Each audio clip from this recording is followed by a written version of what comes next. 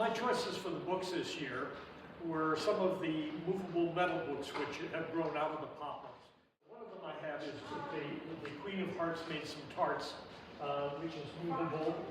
The whole story of the Queen making them and the knave stealing them quite away. Pied Piper of Hamelin, where the actual words of the book are on a spiral which moves around and there are rats following him as he leaves. And this year I chose to include a working sketchbook that has preliminary drawings, diagrams, measurements, dialogue of the poems that were used or the stories that were used. Here's a chance for the viewer to actually have a look into the process. Where did this come from?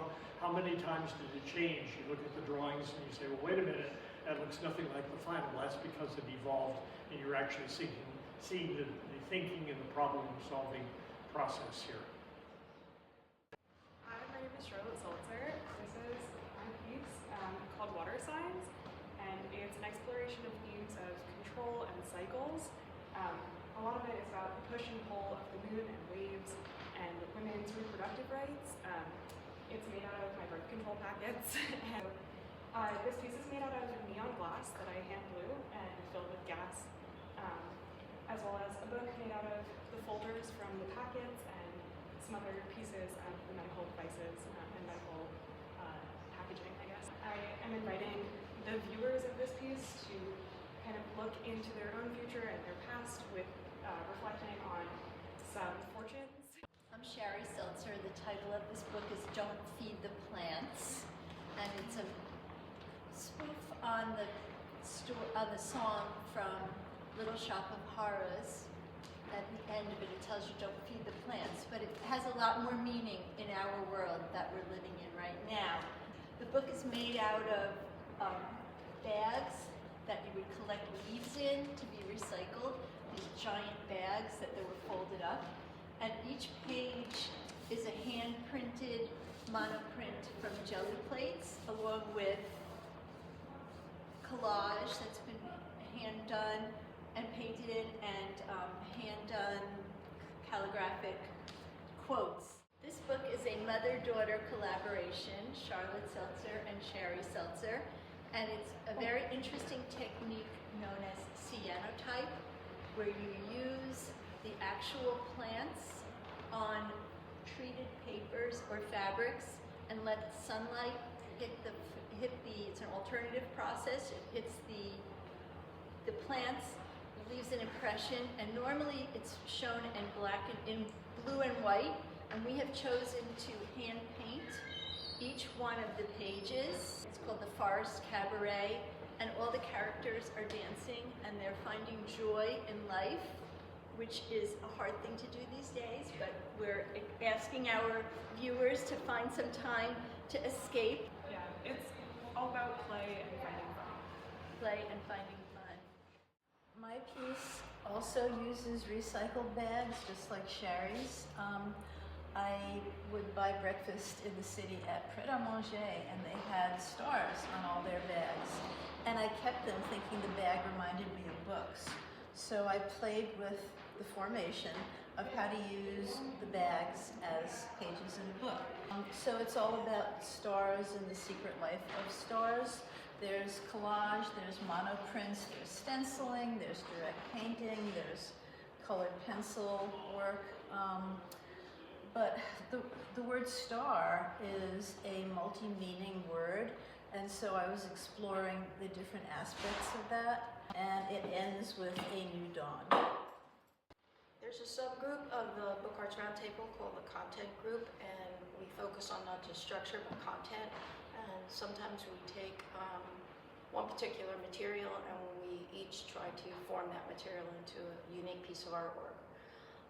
And this year we focused on the shape of a pyramid, and my pyramids are these two right here, and I call them You Are Here, and they're vintage nautical charts, and they have pins for imaginary places that you can go. I kept seeing a metronome, the idea of music and art and books interacting, and I think it's so interesting that musicians have these beautiful books all the music notes and their information jotted into it, and oftentimes I collect the vintage ones, and in this particular case I painted a whole series of colors on them and used it to coat the book. So it's combining a number of disciplines. And then we all went home with these little brown cardboard pyramids. And when I look at what everybody else did, I went, oh my God, look at what they thought of. I looked at my little brown pyramid for weeks and weeks and weeks and weeks, and I thought, I don't know anything that looks like a pyramid. But then I thought of something that looked like a pyramid, and it was a pencil. So my piece is called Short Story, and along the pencil it says, I wrote this, which is a very, very short story. But my pyramid is the sharpened end of the pencil. But I was talking to a friend in Albuquerque who I FaceTime with pretty regularly, and we talk about artwork, and she was complaining that they were going to start to drill in World Heritage sites. They are absolutely amazing. On the pieces on the roll here, you can see the plans of the buildings that were built there. And I found a very, very large screw, which I actually removed from a piano that I took to pieces. And I used that very large screw to put the scroll around. And I used the pyramid box as the drilling rig that you use to drill for oil. And the title of this is When She Was 5. And I started them, of course, when she was born. I saw a picture of Elizabeth with her stuffed animal collection, and she calls them stuffies, and I think there must be 1,000. But as soon as I saw a picture of her seated in the midst of heaps and mountains of these little stuffed animals, all I could think of was, but it's such a small house. So this is actually, her mom sent me a photograph of the house, and I was really interested in trying to give it some dimensionality so that you could see that the house literally is pouring stuffed animals out of every possible opening, including out the roof and out the windows. And on the very front, and I mounted it on the glass itself, is Elizabeth holding one of her stuffies.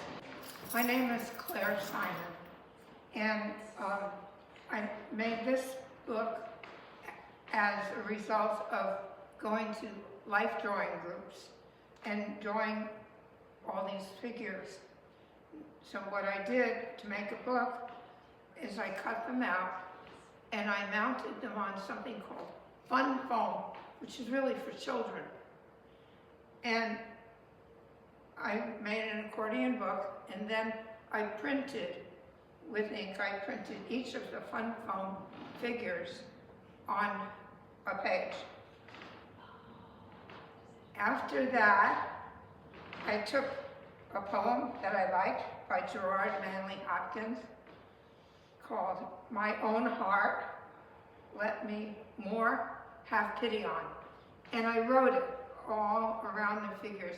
I didn't expect people to actually read it every time, but it's there if you want to read it. This work has a lot of personal meaning to me. Several years ago, I lost a friend in friendship, and it was something that was very difficult to me, and something that I struggled with, but I eventually accepted it. And then about 6 months ago, she was tragically killed, and I felt that I lost her again. There was a song that I continued to think about, and the lines that resonated with me were, I saw the sign or an omen on the branches in the morning. It was right after I lost a friend without warning, words unsaid, scarlet red. So the individual birds are in caustic monoprints, and they are individually cut out and placed together onto little game pieces. They each have hand-drawn acrylic on them, and they all are individual. So if you look at them, you can kind of see how they all have their own personality to them. They are strung together and beaded. I'm Pam Cooper. I'm a paper maker and a sculptor. Anything that I make, I use handmade paper. This piece is called Stolen, and the shoes are all made from abaca paper. And the idea came from when the Chibok girls were stolen by the Boko Haram in Nigeria.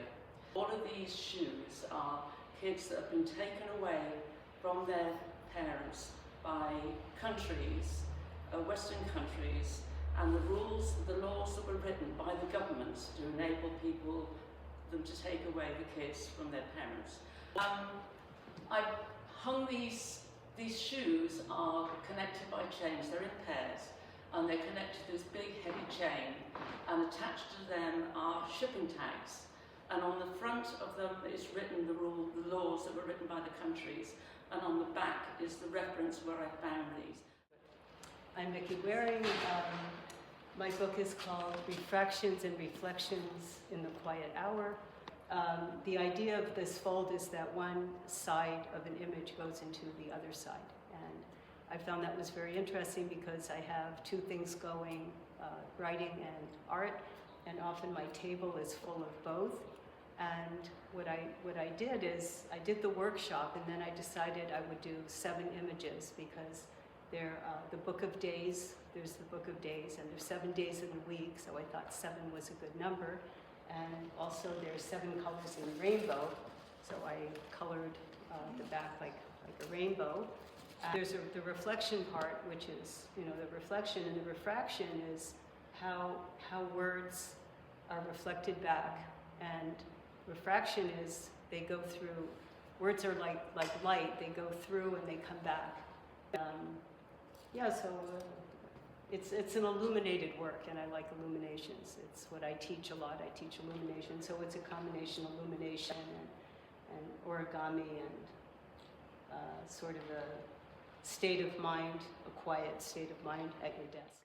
My name is Sandy Anton, and this piece is called Pickles and Books, and it was a conceptual piece, and I thought about doing something about unrelated items, and were they really unrelated, or are there similarities between items that you would never think there might be some point of contact. This is a 100-year-old pickle jar, and it's filled with old paperback books, most of which I read when I was in high school. There are Shakespeare books in here, there are miniature books in here, there are pickle spices in here, there are bay leaves from my garden, and all sorts of little characters in here from the actual books that are in here.